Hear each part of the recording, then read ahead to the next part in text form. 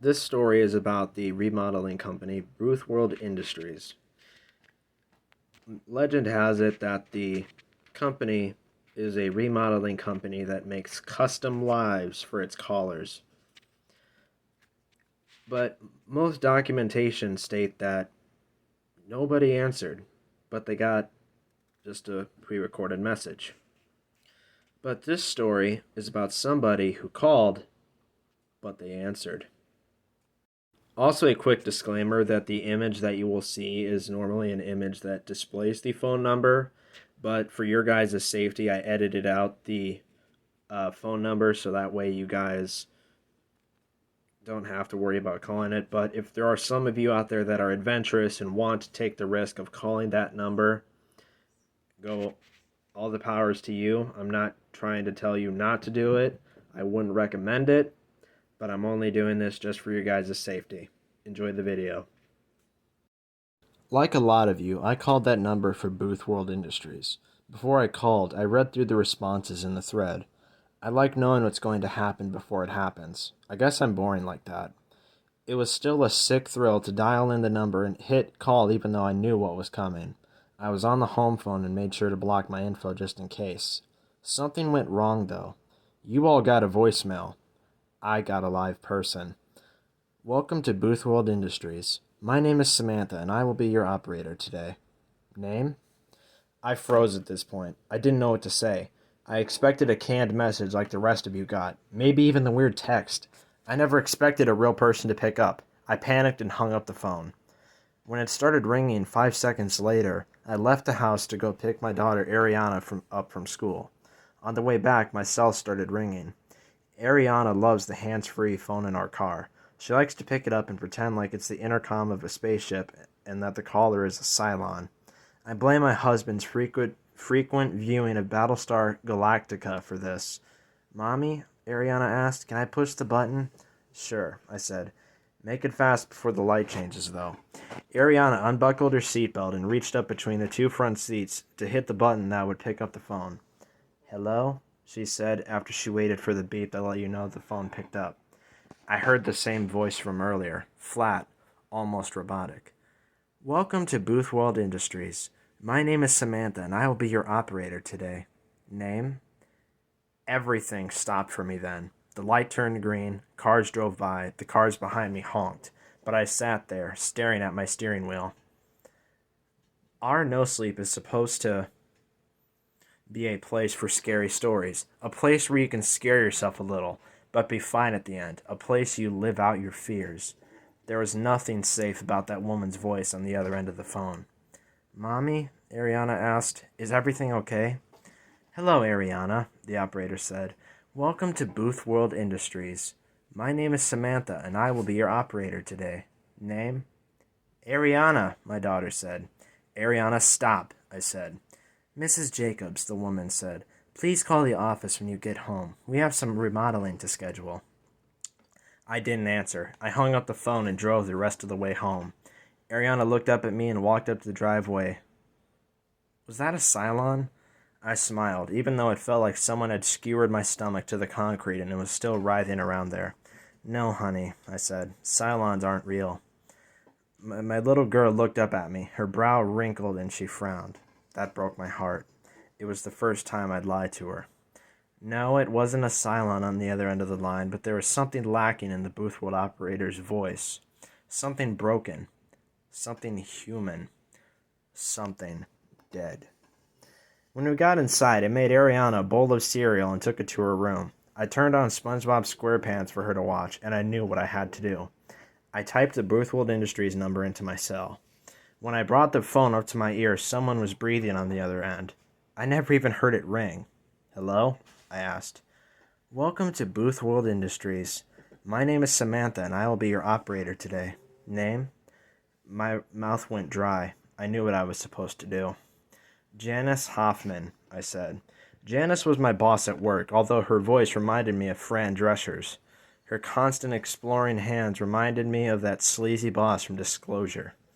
On the other end of the phone, I could hear Samantha pounding on the keyboard. It sounded like she was wearing one of those cordless headsets and slamming her face down on the keys.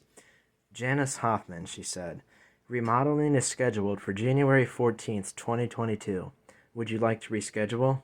Yes, I said. We have an opening on Monday. That's fine. Would you like a courtesy call? I wanted nothing to do with listening to someone die. No, I said. Are you sure, Mrs. Jacobs? Yes. All right, on Monday the 13th, we have Janice Hoffman scheduled for remodeling. Fine. Mrs. Jacobs? Yes. How would you like to pay for this? What the hell was she talking about? The original story never mentioned anything about payment. Pay? I asked. Yes, Mrs. Jacobs. When you schedule a remodeling, the scheduling is final unless another member shifts the scheduled date. We expect payment in full before service is rendered. What's the price? Ariana. The name hung in the air. Ariana? I whispered. What do you mean? The price for the scheduled remodeling is your daughter, Ariana. If you do not pay, we will have no choice but to repossess what is due. My blood ran cold when she said repossess. I could hear her smiling on the other end of the phone, the first fragment of emotion she'd shown yet. What's the difference between a payment and a repossession? I asked, closing my eyes. You can earn any payment back, parts of it at least, by referring new members. Unfortunately, all repossessions are final. Why are you doing this? Ma'am, you responded to our ad on No Sleep and called us. You contracted work on Janice Hoffman. Now we are at the payment stage. The cost of the work is your daughter, Ariana. You can't have her. Wonderful. Repossession is scheduled then. We at BoothWorld Industries say thanks and welcome to the club. You have a marvelous day. I jumped when the phone clicked. I took it away from my head and stared at it. If I hadn't felt like I was going to cry and throw up at the same time, I would have laughed. Everything was crazy. I was crazy. I stared at my cell's display. The BoothWorld Industries number was still sitting there on the screen. I ran to Ariana's room. It was empty. The bowl of cereal sat on the towel I always put under anything Ariana ate in case of spills.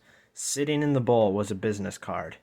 I took a picture because I thought I was going crazy and thought that the card wouldn't be there if I blinked. When I picked the card up, it was warm, baking with wet heat. My skin crawled, and I threw it down. It landed backside up in the bowl. I heard a roar outside and make it out just in time to see a matte black Chevelle SS roll around the corner. I called the police. They sent out an officer, and he took down all my info. An Amber Alert was issued. The waiting began. I felt desperate, so I visited BoothWorld, but the subreddit was private. I got a call a few hours later. The number was from a 917 area code. Hello? I asked. I already knew who would be on the other end. Ma'am, this is Samantha with BoothWorld Industries again. Your courtesy call begins now. I hung up. My cell started ringing again. 323 area code. I took the battery out of my cell. My house phone started ringing. Caller ID read an 832 area code. I didn't answer. I pulled the jack from the wall and sat down with my face in my hands. I couldn't bring myself to think about what was happening. I sat there and cried, feeling completely helpless. That's when the phone started ringing. My cell buzzed across the table, away from its battery, and my unplugged home phone rang louder than it ever had before. I got in my car and left. I went to Walmart and used a payphone to call the detective in charge of Ariana's case. His name was Stark. After waiting for a long time on hold, Stark picked up. Mrs. Jacobs, he said. Have you found her? I asked. No, but we traced the number. It was a cell phone from some kid a block over where you live. He said that he never made the call, but the carrier says otherwise. The kid says that he called a number for, just a second, here it is, BoothWorld Industries on a site called Reddit. That's what I said. There's no record of BoothWorld Industries anywhere. We're holding the kid, and I'll let you know if anything happens, okay? Is that all? I asked. I just want my daughter back. Yes, ma'am. It's best if you leave this to us, okay? All right. Good, Stark said. We are at the police department. Say thanks, and you're welcome to call if you need to, but I'm sure that we'll be in touch soon. You have a marvelous day. I hung up the phone, and it started ringing immediately. I picked it up, stupidly hoping it was Stark with new info. It wasn't. A male's voice growled into my ear. The scheduled work has been completed. We at BoothWorld Industries say thanks and welcome to the club. You have a marvelous day. The line dropped and I hung up the phone. I brought my hand to my ear. It was warm with his breath.